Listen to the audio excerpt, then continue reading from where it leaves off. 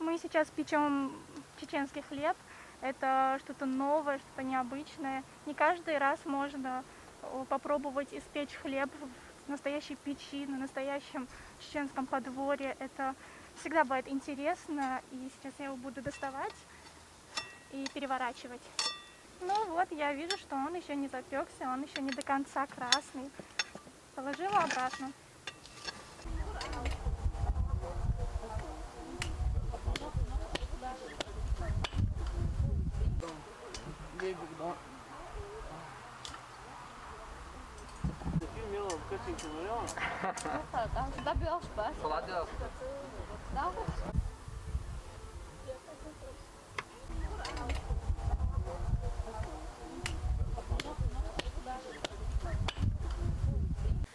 Suunok projektia shortum ei mitään piestua hokomba та зердя еқе ко цехучн хоқа short возможностью сугтеш.